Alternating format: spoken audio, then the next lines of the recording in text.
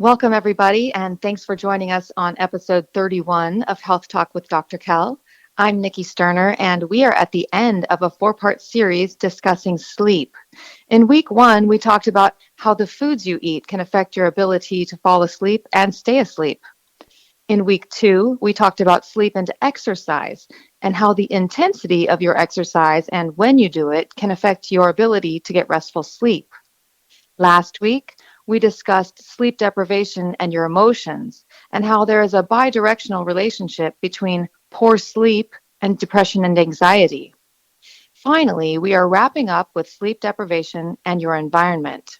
Environment is the surrounding or conditions in which a person, animal, or plant lives or operates. Many things can affect your sleep environment: temperature, noise, light, and bed comfort. Also, things in your home like mold, chemicals, and radon can affect your ability to sleep through the night. So, if you are having trouble sleeping, please reach out to a specialist for help. There are solutions for you to fill up your tank. Hi, everyone, and welcome to Health Talk with Dr. Kell. I'm Nikki Sterner, and today we are going to be discussing sleep deprivation and your environment. Now, this is part 4 in a 4-part series. I'm here with Dr. Kell. Hi, Dr. Kell. Hi, Nikki. And before we get started, let's go to the quote of the day. You're either green and growing or you're ripe and rotting, by John Addison. Now, Dr. Kell, tell me a little bit about this.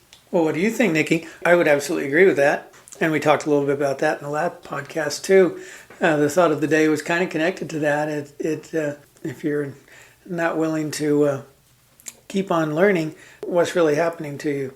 What happens to an older person in their brain as you get older and they become stagnant? And you see all these people in rest homes sitting around in a daze, and you wonder, did they get that way because they decided it was time to get lazy, or did they just naturally deteriorate? I think you often see in older people, they just kind of quit learning, quit doing things. And That's true. It's a little, I think it's a little bit stressful. Like we talked about last time, it's stressful learning new things. So if there's a way to create balance in learning, like I tend to jump all in and like overdo it and then get like really like, my brain is overwhelmed, and then take a break and then go back in. Like I have these like cycles of like learning a lot and then kind of maintaining and then learning a lot and then maintaining. Do you do that, Dr. Kell? Yes, I think everybody does that, and I think we should recognize that signal. I think that's our brain telling us, okay, we've taken in as much as we can now. Now it's time to take a little break and relax and absorb what we've learned, and then once we feel comfortable, continue on. Yeah, it's like your brain has a limit, like, okay, that's enough. Give me a second to absorb this. And now I'm ready again. Yeah, I like the way you put it. Thank you, Dr. Cal. You bet. And everybody's a little different. Some people can absorb a lot. I've always been jealous of those people with a photographic memory. They can, how nice would it be to be able to read something and virtually remember everything that you read or saw or heard? It's mind-boggling to me to think about someone can actually do that, but there are people out there which seem to have those abilities. And what about the people who just kind of know their limits and they stay with them in them on like a daily basis? Like, okay, I'm going to learn for 2 hours the tough stuff, and then I'm going to maintain. And they have this balance. Like I long for that. Well, and that's the reality. I mean, I think that's a big purpose of this podcast, is to help people find balance, help people find happiness. And following the triad of health, I think, is what leads to contentment and more happiness. You've got to have a balance of all things in your life. The nutritional, the emotional, and the physical aspects need to all be covered and done daily, really, to maintain that mental perspective. And so if you're out of balance in any of those areas, you'll find yourself often struggling with contentment and peace. And so I think you've got it right. I always think of the story of the tortoise and the hare. I mean, I often find myself thinking that I'm more of a tortoise than a hare. But sometimes you're both, right? You said you go really strong for a couple hours and then you take a break. And so we're probably both. Yeah. I think we put a lot of pressure on ourselves to keep up with everyone. And sometimes that causes us to overdo it. I know for myself, but I think a lot of people are like that too. Think of your environment. Do you live in a very affluent environment where you have a lot of material goods? I see around my office today, and what's become so prevalent in our society today is homelessness. Spent some time in South America too, among people many years ago, where you see a lot of poverty, and a small percentage of the population is very wealthy. Ironically, and I'm not saying that these homeless people are happy, I think sleeping on the ground every night and dealing with the weather and all that would be a very hard way to find some peace and contentment. I've spoken to the police around here a few times, and my son's actually a policeman in San Diego, and a lot of these people are either emotionally ill or they're on drugs and alcohol in that perpetual addictive state, and they're not getting a good night's sleep either. But my point of all that is your environment plays a big part in all these things, in all these aspects, with learning and growing and peaceful and happy. And that's what we're talking about today, the environmental aspects of sleep. Now, did you have an article of the day, Dr. Cal? Well, I did. I found one here, and it's connected to more nutritional than environmental, but they overlap. There's connections between the two. This one's called Too Much Salt Could Affect Circadian Rhythm. You know what your circadian rhythm is, Nikki? Is that like the way your body, I don't know, takes on the day, like wake at this time, sleep at this time? Yeah, scientists say that you go through 90-minute cycles and of awareness. So we talked about that earlier, about the brainwave patterns from alpha and beta waves when you're awake, and you tend to cycle into theta during waking hours. And then at nighttime, you'll typically cycle through theta, delta 1, delta 2, delta 3 levels. So you tend to be, especially during your sleep cycle, you'll have times where you're more awake, more restless, and other times where you're in deep sleep. That circadian rhythm, they say your body actually goes through a 25-hour cycle, not a 24-hour cycle. So we live in a 24-hour time frame, but our body actually goes through a 25-hour circadian rhythm cycle. But on this article, too much salt could affect your circadian rhythms. Let's see, here, this study, I'm just going to read part of the study here. It's a little easier to give you the information that way. Let's see, it says, it's no secret that salt, while tasty, needs to be limited for the sake of the heart. You know, we've always heard about, too much salt affect your heart and all that, and your blood pressure. But according to new research by the University of Alabama at Birmingham, too much salt could disrupt the circadian rhythm as well. Now, and I got to say that this study was done on mice. Okay, we're not mice, but we find a lot of connections between mice.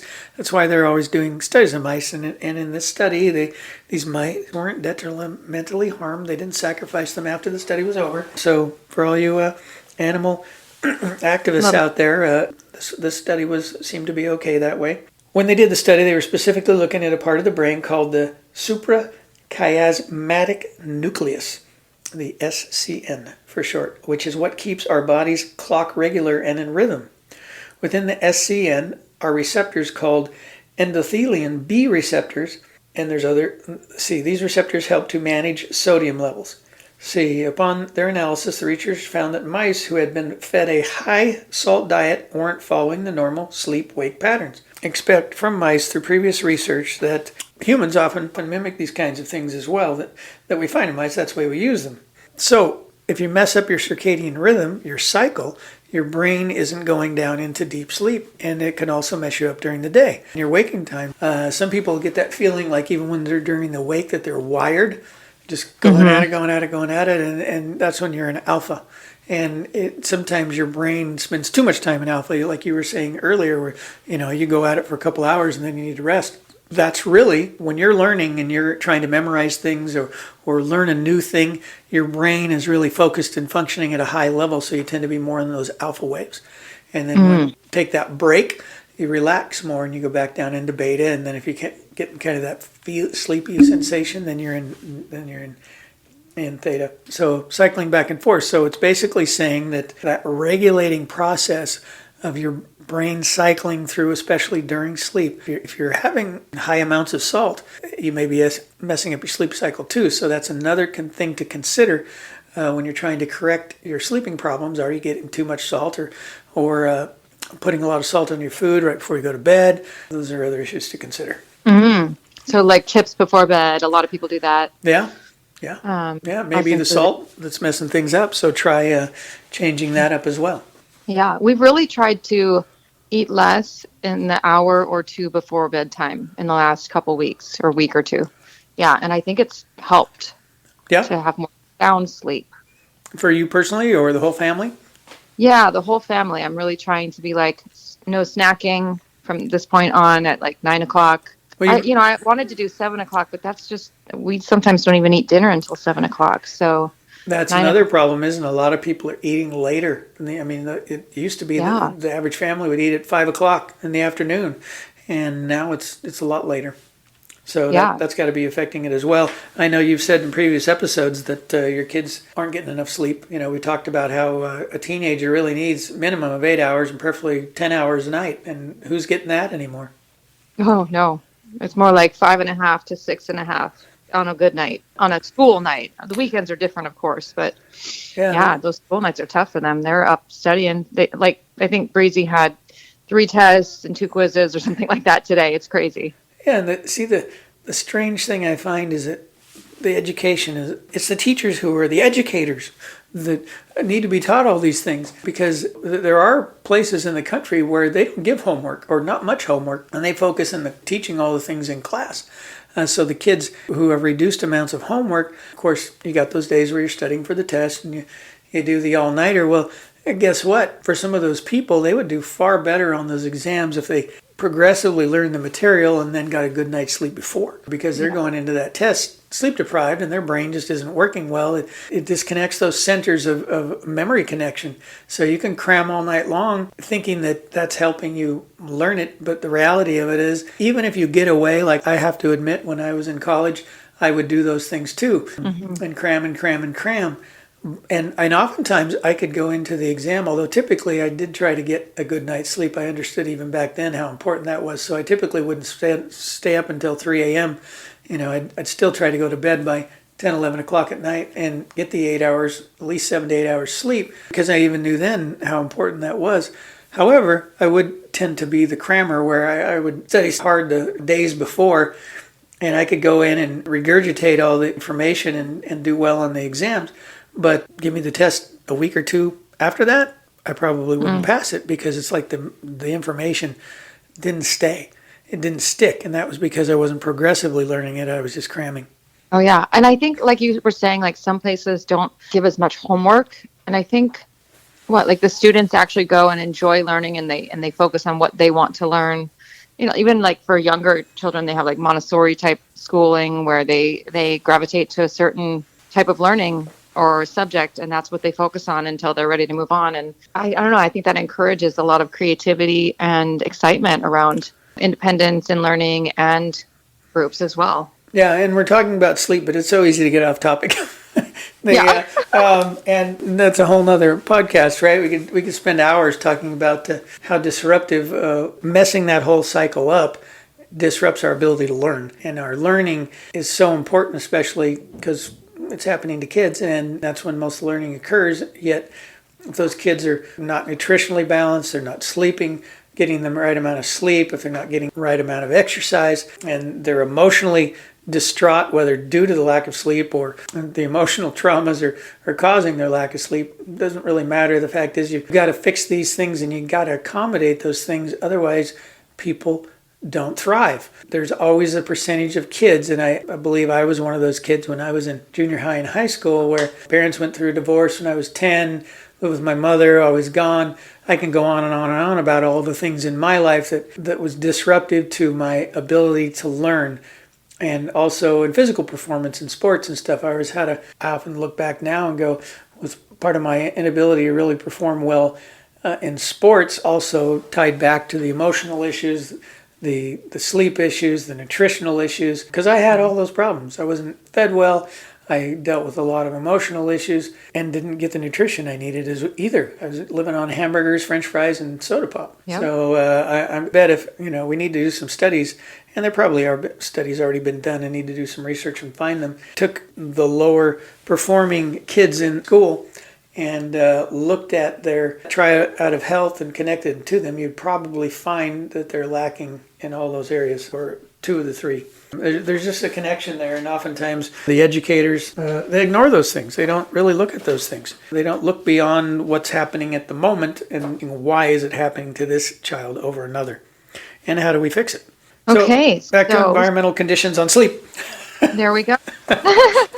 So what are we talking about when we say how the environment affects sleep? I might mention if we just look at our environment in our house, our environment that we're around during the day. Let's take outside today. Okay, you've been up. You're in Atlanta. You're 3 hours ahead of me. What's gone on today, this morning? What have you been exposed to that you could see might disrupt the function of your brain and your body? Have you had any stress that's occurred this morning that you can talk about? I didn't get enough sleep last night, so that doesn't help. You wake up groggy. And then, let's see. Anything environmental? Well, Did you go drive the kids to school? Husband drove Jake to school and the girls rode the bus, so that was all Okay. good. But like we're in it, we've done a lot to the home, so there are chemical exposures, I guess I would say, and we've purchased new furniture and mattresses that are off-gassing, Yeah. which I'm extremely sensitive to. So I have those exposures on a daily basis. So for me, getting outside is a relief from that. But we have a really good air filtration system, so I think it helps to off-gas that quicker. But it just is going to take time, I think. For the next 6 months or however long it takes to off-gas things, that's a daily exposure. Luckily, we don't have mold in this house or radon that we're dealing with, because we have been in a moldy house before, and that definitely affected my sleep. Like I said, I was up and down at night because my body was trying to constantly detox out the mold that I was breathing in through the air conditioning system. But what about you, Dr. Kell? Well, when I think about, last night, yeah, same thing. I actually went to bed a little late, went to bed at 11. Though I went right to sleep, Ingrid, she took Bryce to school, and he has a religion class before school, and so he's up at 6, and so she took him today. I took him other days the rest of the week, so I did.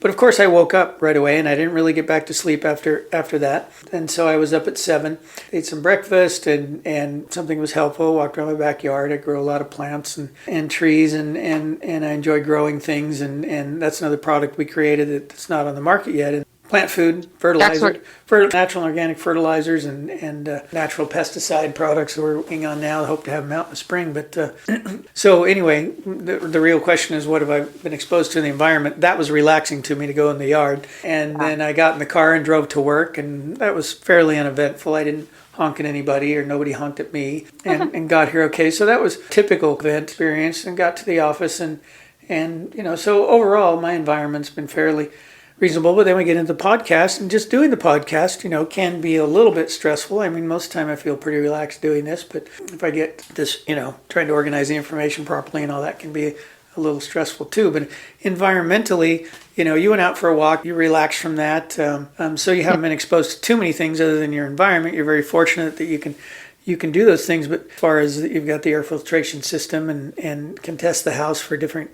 chemicals and mold and radon and all those things, so no, those things don't exist. But your affluency also, you went out and got new furniture. So then you expose yourself to the off-gassing, and you're not, you can't really gauge that to tell how much that is affecting your sleep or the chemical function of your brain with your hormones and all that. But it's bound to be. And fortunately, you have that filter that's helping. And so you're doing the best you can do, right? You're not going to go out and get all your furniture at the Goodwill. Not to say that the furniture at the Goodwill isn't nice, if that's where you like to go, Go ahead.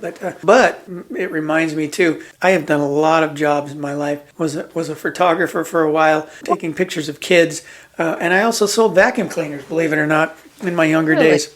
And one of the things we would do, if you've got an old bed or old furniture, you want to get grossed out and you want to have some stress. We used to, with this vacuum, it was called a Vorwerk. I don't even think it's around anymore. It was a German vacuum cleaner. But one of the things we would do when we were selling the vacuum and showing the people how great it was, we would say, can we go to your bedroom?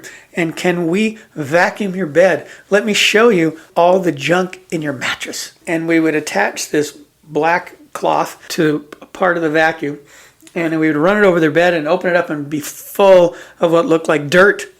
And we're like, that's your skin. Your skin is flaking off your body and getting into your mattress, and then it's sitting in there and you're breathing that at night. And guess what? Mites love to live on your skin and live on the skin in your bed. And so you've got bed mites, and that's why you need this vacuum. Oh, wow. and we sold a lot of vacuums.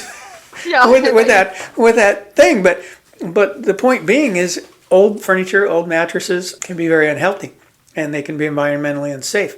You've got the issue with that, and then you get the new stuff, and then it off gases. So, we do get in life times where we're just overwhelmed, and no matter what we do, we can't completely solve the problem, and that is the reality. So we just do the best we can, right?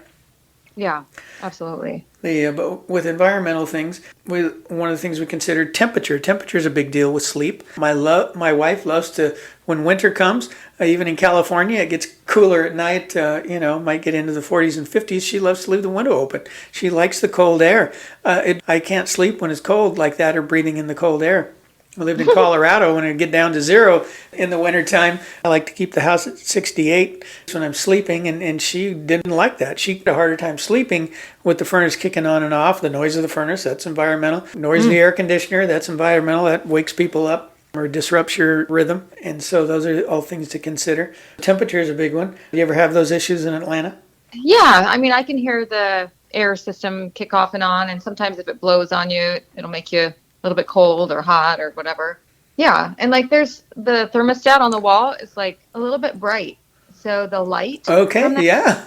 Yeah, this morning my wife opened the door to go out and take my son to school, and he had the light in the hallway on. Of course, big flash of light in my eyes, and all those things throughout the day. Our days haven't been too stressful this morning as far as environment goes, but think about all the things people go through all day long. If you've got a job where you got to drive the car, like I think of the truck drivers and the UPS and FedEx drivers and Amazon, all that, those guys are dealing with traffic all day long.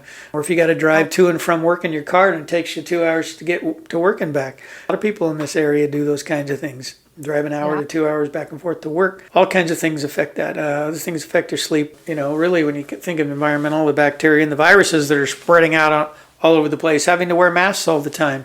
All those things are stressful and can disrupt your sleep. Want to add anything to that? I was thinking about, I had a discussion with my husband before the podcast today. So I also had a relaxing session of reflexology, which I've never done. So it's like I've kind of been on a little bit of a roller coaster. I mean, I wake up the kids and I'm totally groggy. I flip on Breezy's light to wake her up. Like you said, the light wakes you up. I don't at first throw it on, but then when she doesn't get out of bed, I'm like, okay, flip. And I know that's going to shocking, but at the same time. Do your kids not get up when you're on the first round? No, you got to give them an extra 10 minutes, right? Yeah, I remember that as my last year of high school. I actually lived with a friend of mine. I wanted to go to the high school where I'd been going. Prior to that time, I was just woke myself up, had my alarm clock, but his mother would always come in and wake us up. It was just kind of became a habit. Okay, mom's going to come in once, and she knows we're not going to get up right away, so she'll come in a second and sometimes even a third time. Yeah. But it actually forms a habit with the kids, right? They know mom's going to do that, so they just kind of... Funny. Yeah. I would never had that. I always had my own alarm clock. My mom was up late till 2 a.m. working on sewing and stuff like that. And then she'd get up at like a little bit before 8 and go right into work. So we had to wake ourselves up and drive ourselves to school and all that. I don't know how that works. I'm glad that you just explained that to me. They're used to having an extra time of me going in and saying, okay, now it's really time. They've trained you. They've trained you well. They sure have. Sometimes I want to untrain them, but then, I don't know, we fall back into the same patterns. It's funny. Right. Yeah. Well, and what would happen if you said, okay, guys, I'm not coming in to wake up anymore. Here's your alarm, and you get up or you don't get up. I'm not going to do it anymore. And you don't get up. Okay, well, this is the result. It would be stressful in the change. Once again, changing things. What does it do? Yeah. Causes disruption and some stress for a while. Other things that affect our sleep, really the environment when we go traveling. Traveling disrupts our sleep, so that's a thing to consider. When we're traveling, we can expect to disrupt our sleep patterns. So if you're wondering why that's an issue or a problem for you. Oh, here's a therapy we can mention here at the end here. CBT. Do you know what CBT is, Nikki? Oh, I think cognitive behavioral therapy. Very good. Very good. CBT? Did you know I was going to ask you that? I did. Oh, okay. Okay. I fell into that one, then you knew already. So TBT, Cognitive Behavioral Therapy. This is something created by a psychologist, a psychiatrist. Basically, it's something that's often used if I walked into an office that someone was familiar with this technique. It's basically analyzing a person, which is what we do in our practice too. If someone comes in with a sleep problem, usually someone comes into us with either those kinds of problems, nutritional problems, physical problems, and so kind of look at the whole picture, and that's what CBT is. It's kind of looking at your the whole picture, trying to see what is causing the problem.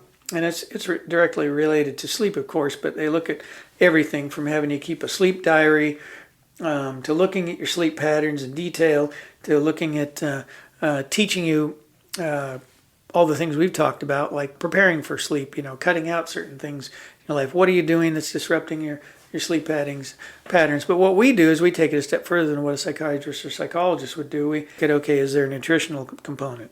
Is there a physical component? Is there an emotional component? Or is there an environmental component?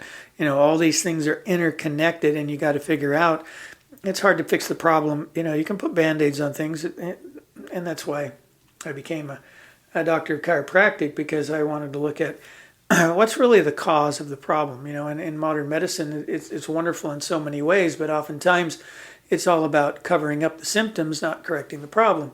And so with what we do here and what we try to do in CBT, as I look at all the steps they take in there, they don't cover all the bases in there, but many of them, they're looking more at the emotional side of things and the emotional connections, and they add in some of the environmental and the nutritional ideas to give you some drugs from a psychiatrist perspective, which often compounds the problem over time. But sometimes that's all people can get help from. They oftentimes don't know they can do more, because the nutritional side of things is typically not covered in modern medicine when they come to figure out a problem for someone. So we cover those bases, and I would recommend to people out there that they consider those issues. If they're getting therapy, it's not working, there may be some nutritional side of things, or some different emotional treatments, or some environmental issues that are not being considered. You got to go through it all. You got to cover all the bases to really figure this out. Otherwise, you're just covering up the symptoms. And once you figure out the cause of something, that can't really fix anything. What about the side effects of medications? Well, and once again, they often, they may get you to sleep, but do they get you into deep sleep? Some of them do, some of them don't. And their side effects to the body are often cause other problems. Maybe you're getting your sleep, but now that's causing another hormonal imbalance, causing other brain problems. A lot of the drugs they give to people with severe anxiety or ADHD, schizophrenia, diabetes drugs, and heart drugs. Think of our body as a dam holding back the water. Bring a leak over here, and you go over here and use a patch on that, and then for some reason the patch either doesn't hold, or now you've improved the pressure over here, but the pressure increased at the other end of the dam, and now it starts leaking over there, and back and forth, back and forth. You could use several different types of analogies, but you try to fix one problem, which just creates another. Of course, that's kind of life itself. We're constantly in flux and trying to find solutions to the problems that hit us each day. Things like sleep, you've got to really look at the whole picture and figure out what is causing this. A combination of things, one thing specific, usually it's a combination of things. So once you figure out what those things are, then you can apply a healthy result. I don't agree. Maybe in the extreme cases, all you can do is give someone a drug. Once the mind is totally deteriorated, maybe that's beyond a point of actually being able to heal it. And I would say that's only in the case of people with severe mind deterioration in an older person. So what are some things that people can do to treat their environment for better sleep? Well, figure out what in the environment is a problem. And, we kind of talked about that a little bit. What would you do? Let's say temperature. Yeah. Okay, easy, unless your spouse likes a different temperature. Then your result being that you have to sleep in separate rooms. I don't know, if you can't compromise. And that is a problem, isn't it? Sometimes our solutions are not easily, even though we find the cause, such as a simple thing like temperature being an issue, the answer to resolving the cause may not be simple. In the case where you're married and you want to sleep in the same room together,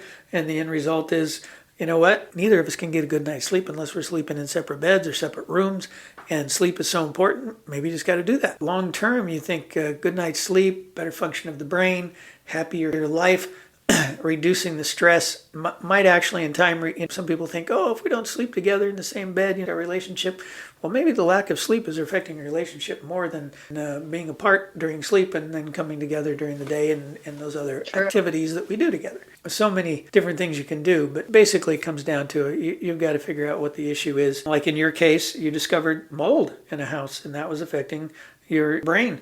And so you got out of the house or got rid of the mold. We moved. And you say you got this new furniture that off gases, so your best thing you can do there, what you've done, is put a good air filtration system on the house. The only other option, I suppose, would move the furniture outside in the open air and let it air out for a while. That's right. Put it in the sun. Put it in the sun, let it heat up, but again, not, is it practical to do that? I Yes. don't know. I don't know. I don't know. It depends on the extremity of the result, and oftentimes some of these things we don't really know what it's doing to us directly, and we can't always figure that out. Yeah. We know it's bad, okay, it's bad drinking out of a plastic bottle. Hard to carry around glass all the time, I suppose, or stainless steel. Those are the answers, right? You gotta make the adjustment. Like, interesting, we have our deodorant up on Amazon. We don't have totally 5 stars because we've had a couple people complain. So, I find that no matter what, it's hard to make people happy about every little thing. They don't necessarily love the smell of this one or that one or things like that. And then they give you 1 star even though everything else is good about it. So we had a couple people give us 1 star, which knocked your full 5-star rating down.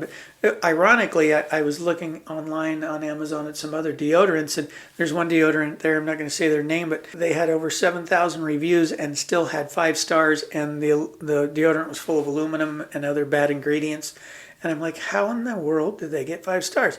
It's because the majority of people don't care. They're like, all I want to do is not sweat, and I don't want to stink. I don't care if it's healthy for me or not. And of course, a lot of people believe that our government wouldn't allow someone to sell a product that isn't healthy for us. We all know what a joke that is. Yeah. Our governing agencies today are just in total disarray and corruption, and it's always about the money. But ironically, this deodorant was claiming 24 hours. It worked for 24 hours, and it was full of aluminum, and that's how it worked. And aluminum is so bad for your body, but nobody cared. They all gave it 5 stars because stop their sweating and their stink.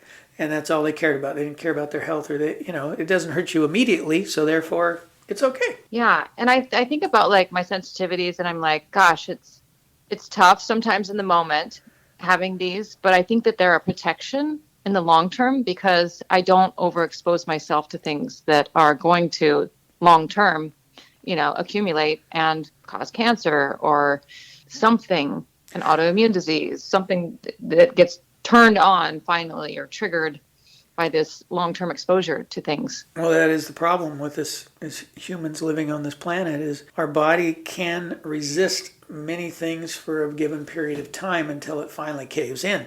And if we don't have immediate stimulus to us telling us, hey, don't do this, this is detrimental to me, we can get picked at all day long and just endure it and ignore it, ignoring the fact that over time that's going to wear us out or damage us. And so that's how these companies get away with doing all this, is like, it's not hurting, It's like the cigarette, smoking a cigarette, 1 cigarette, is that hurting me? Well, yes, it is, but it's not killing me today. I don't die from smoking it right now. I don't die from the aluminum I put on my skin right now. This food that's really crappy for me, or have excessive amounts of sugar or caffeine or whatever it might be that is harmful for my body, well, it doesn't immediately demonstrate a detriment to me right at this moment, so it must be okay. And that's why we're trying to educate people that these things repeatedly used over time hurt you more and more and more until finally everything works out and stops working. And you're going, well, what caused them to die today? Yeah. Oh, it was COVID. Oh, it was their heart stopped, or their kidneys stopped working, or they had a stroke, or whatever it might be. But nobody talks about, wow, had they been eating the right foods, getting the right amount of exercise, recognizing the environmental effects of like the plastics we're talking about, and getting the right amount of sleep. I mean, I really believe, and I think the day will come where human beings will be able to live way beyond 100 years, maybe 200, 300, 400 years, once we figure all this out and people actually start caring more about health and well-being and happiness than they do about money. And because it's always about the money and corruptness of the money. Those selling the products that they know are detrimental to us, but they don't care. And we're going to keep buying them as long as it doesn't kill us today. Yeah, right. Yep, exactly. Because they don't know. The term you used was immediate response. That's what I get. I get the immediate response to chemicals. Walking something into a room, or if somebody walks around me with a certain fabric softener or anything that's a chemical smell, or smoke in the air from somebody burning their firewood in the neighborhood. You have an awareness response that the average person doesn't have. You could look at it this too, kind of in a way. For instance, your immune system constantly trying to avoid getting exposed to viruses and bacteria, especially with COVID. The irony of it all is if you go to third world countries, or where there's a lot of poverty in countries and more disease, these people who survive, who don't succumb to diseases, they have really strong immune systems. And they can endure things much better than the average person can when they're exposed to something new because their body's been exposed to so many things already. And so when we keep covering ourselves up and avoiding being exposed to anything, we actually over time reduce the ability of our immune system to fight things off. And we become more susceptible to the simple things instead of maybe we're now, that's one of the complaints about the current vaccine for COVID is that it's making you hypersensitive to the COVID virus and other viruses similar to it. But now you're reducing your immunity to other things by taking it. So it's just a crazy world.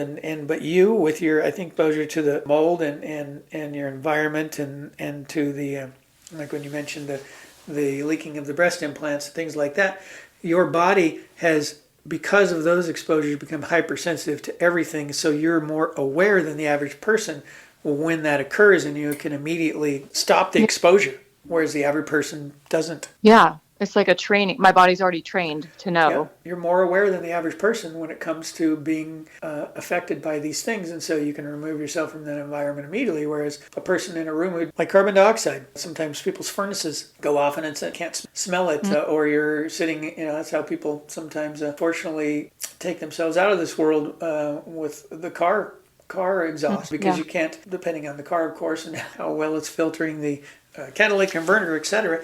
In some cases, you can't smell that at all before you fall asleep and you're gone. And that's just what the world's constantly doing to us. So being more aware is so important. That awareness is what enables us to be happier, healthier, and go through life in a state that is what we would like. Yeah. Wow. So there's a lot to do with the environment and our sleep. It's huge. Yeah. And so be aware. Just be aware, people. If you find being aware becomes too mentally disturbing, and that's kind of what it is. In times people are like, I just don't want to think about it because thinking about it stresses me out more. That is a true statement. Sometimes it can. So when you think about it, but you typically don't think about it until the problem develops, right?